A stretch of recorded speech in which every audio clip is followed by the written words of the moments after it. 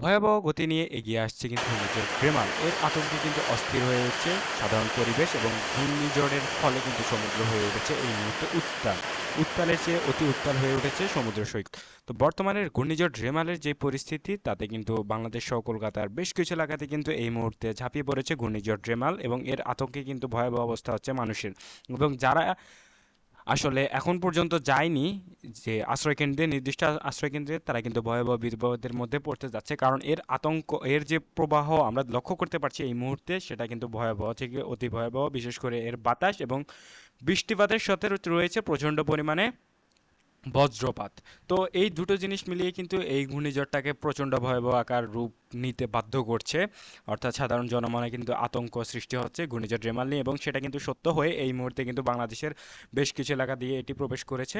অর্থাৎ বাংলাদেশের এই মুহূর্তে যদি আমরা বলি তাহলে দেখতে পারবেন সাতক্ষীরা, খুলনা, ফিরোজপুর, তারপর হচ্ছে মাতবাড়িয়া, তারপর কালাপাড়া, এরপর রয়েছে শামনগর। এই 5 থেকে 6 জেলাতে কিন্তু এই মুহূর্তে এর যে তাণ্ডব, সেটা কিন্তু তাণ্ডব লীলা শুরু হয়ে গেছে। এবং এটি পরবর্তী সময় অনুযায়ী আপনারা দেখতে পাবেন আজকে সন্ধ্যা নাগাদ কিন্তু এটি তার অবস্থান একটু হালকা পরিবর্তন করে আরও একটু অগ্রসর হবে এবং যশোরের দিকে সন্ধ্যার দিকে কিন্তু এর যে ভয়াবহতা সেটা লক্ষ্য করা যাবে। যশোরের দিকে হালকা এগিয়ে যাবে এই ঘূর্ণিঝড়টি। তারপর যদি আমরা একটু দেখানোর চেষ্টা করি রাতের দিকে বাকি সময়টা এর ঠিক কতটা ভয়াবহ হতে পারে, তো সেই বিষয়ে আপনাদের অবশ্যই জানাবো আজকের এই ভিডিওর মাধ্যমে। কাজেই অবশ্যই ভিডিওটি দেখতে থাকুন। এবং এর সাথে যেটা জিনিসটা সবচেয়ে ভয়াবহ হতে পারে সেটা হচ্ছে এর যে বৃষ্টিপাত। বৃষ্টিপাতটা কিন্তু মাত্র অতিরিক্ত বৃষ্টিপাত হতে পারে আজকের আজকের দিনে যদি আমরা বলি তাহলে খুলনা, বরিশাল, কালাপাড়া এই এলাকাগুলোতে আপনারা সর্বোচ্চ বৃষ্টিপাত আজকে লক্ষ্য করতে পারবেন। এবং আজকে সারাদিন ব্যাপী কিন্তু এই ঘূর্ণিঝড়ের অবস্থান থাকবে খুলনা, সাতক্ষীরা, তার ফিরোজপুর, শায়ামনগর, মাতবাড়িয়া, কালাপাড়া এই এলাকাগুলোতে। এছাড়া কিন্তু বাংলাদেশের মতিরহাট, ফিরোজপুর, তারপরে হচ্ছে ফিরোজগঞ্জ, মাদারীপুর, লোহাগাড়া, যশোর, তারপরে হচ্ছে শাকিলপুর, ফরিদপুর, তারপরে এরপর এখানে রয়েছে সেনবাগ রয়েছে, তারপরে হচ্ছে ফিরোজগঞ্জ এই এলাকাগুলোতেও কিন্তু হালকা বাতাসের প্রবাহ অর্থাৎ ঘূর্ণন বাতাসটা কিন্তু লক্ষ্য করা যাবে। তবে সর্বোচ্চ প্রভাব পড়বে আবারও বলছি মাতবাড়িয়া, কালাপাড়া, শামনগর, সাতক্ষীরা, খুলনা, ফিরোজপুর আজকের দিনে অর্থাৎ 26 তারিখ। এবং এই ঘূর্ণিঝড়টি কিন্তু সারাদিন এক জায়গাতেই অবস্থান করবে এবং আগামীকালকে আপনারা লক্ষ্য করতে পারবেন এটি তার অবস্থান পরিবর্তন করবে এবং আগামীকালকে দুপুর নাগাদ বাংলাদেশ লক্ষ্য করতে যাচ্ছে স্মরণকালে সর্বোচ্চ ঘূর্ণিঝড়ের মোকাবিলা করতে যাচ্ছে। এবং এর যে প্রভাবে বৃষ্টিপাত সেটা হবে জাস্ট আপনাকে বলার মতো না, এত বেশি পরিমাণ বৃষ্টিপাত হয়তো বা এর আগে কখনো দেশবাসী দেখেনি। এবং বিশেষ করে বাংলাদেশের খুলনা, যশোর এই এলাকাগুলো এর আগে হয়তোবা এত পরিমাণ বৃষ্টিপাত কখনো লক্ষ্য করেনি। কারণ এই বৃষ্টিপাতের মাত্রাটা হবে মানে মাত্র অতিরিক্ত। আপনারা দেখতে পাচ্ছেন এখানে কিন্তু সবচেয়ে বেশি বৃষ্টিপাত হবে খুলনা, মংলা, তারপরে হচ্ছে শান্তিপুর, এরপরে রয়েছে সাতক্ষীরা, সায়েমনগর, মোগলা, তারপর হচ্ছে বাগেরহাট, কাওয়াকি, তারপর হচ্ছে ঝাড়গ্রাম, এরপরে যশোর রয়েছে, তারপর হচ্ছে নারিলা, এরপরে রয়েছে কতচাঁদ কতচাঁদপুর, এরপরে হচ্ছে মুগরাই রয়েছে, তারপরে হচ্ছে বালাকান্দি, এরপরে রয়েছে পানসাগা, এরপরে এখানে রয়েছে আলামদাগঞ্জ, মেহেরপুর, তারপর রয়েছে বাহারামপুর, লালপুর, তারপরে সিঙ্গারা রয়েছে, মহিনপুর, রাজশাহী, তারপরে এখানে বগুড়া রয়েছে, সেনবাগ রয়েছে। মানে বলতে গেলে এক কথায় যদি আপনাদের বলার চেষ্টা করি তাহলে আপনারা দেখতে পাবেন ব্রাহ্মণবাড়িয়া সহ বাংলাদেশের সিলেট অঞ্চলে এতটা বৃষ্টিপাত সহ কোনো বাতাসের লক্ষ্য করা যাবে না।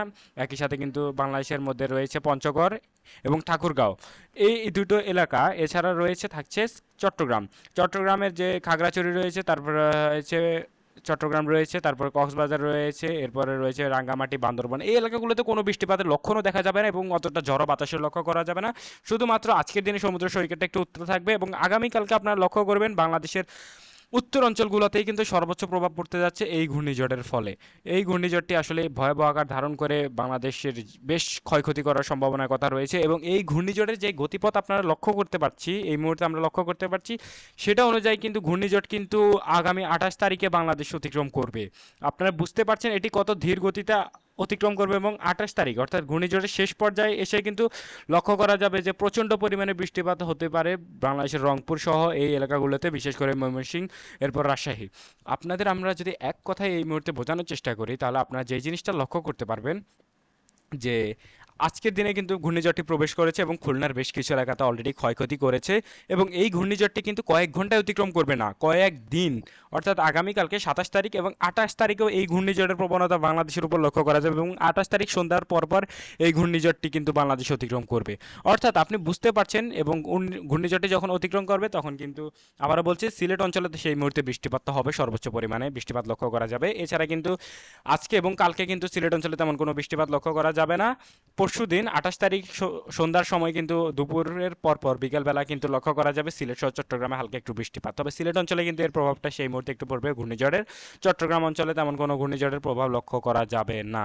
তো আপনাদের যদি এই মুহূর্তে আমরা যেই জিনিসটা একদম স্পষ্টভাবে জানিয়ে দিতে চাই সেটা হচ্ছে ঘূর্ণিঝড় নিয়ে যে হেয়ালি করছেন, যেমন কি এখন অনেকেই বলছেন যে খুলনা অঞ্চলে বৃষ্টিপাত হচ্ছে, কই রাজশাহীতে তো বৃষ্টিপাত হচ্ছে না, সিলেটে তো বৃষ্টিপাত হচ্ছে না। আসলে তারা বুঝবেন পরবর্তী সময়ে। এখন যদি আপনি আশ্রয় কেন্দ্রে না যান তাহলে আপনি বুঝবেন তখন, যখন আপনার উপর অর্থাৎ রাজশাহী অঞ্চলে যখন প্রচণ্ড পরিমাণে ঝড়ো বাতাস সহ বৃষ্টিপাত হবে আগামী পরশুদিন, সেই ক্ষেত্রে কিন্তু আপনারা আবার লক্ষ্য করবেন আজকের দিনে খুলনা, যশোর, সাতক্ষীরা এই এলাকাগুলোতে বৃষ্টি হচ্ছে, তখন আগামীকালকে এবং তার পরের দিন কিন্তু আর যশোর, খুলনা, মেহেরপুর, ফিরোজপুর, মতিরহাট, বরিশাল, ফিরোজপুর, মাতবাড়িয়া, সায়েমনগর, সাতক্ষীরা, তারপরে হচ্ছে লালমোহান, এই এলাকাগুলোতে কিন্তু তখন আর বৃষ্টিপাত বা তেমন কোনো ঝড়ো বাতাস লক্ষ্য করা যাবে না। তখন তাণ্ডব চলবে শুধুমাত্র নির্দিষ্ট কিছু এলাকাতে। সো আপনারা বুঝতেই পারছেন যে এর ভয়াবহতা ঠিক কতটুকু হতে পারে এবং বাংলাদেশের কিন্তু বেশ ক্ষয়ক্ষতি করবে এই ঘূর্ণিঝড়টি। একই সাথে যদি আমরা পশ্চিমবঙ্গের কথা বলি তাহলে কিন্তু পশ্চিমবঙ্গের যে এলাকাগুলোতে আজকে এই মুহূর্তে প্রবেশ করেছে সেগুলোর কথা যদি আপনাদের একটু জানানোর চেষ্টা করি তাহলে দেখতে পাচ্ছেন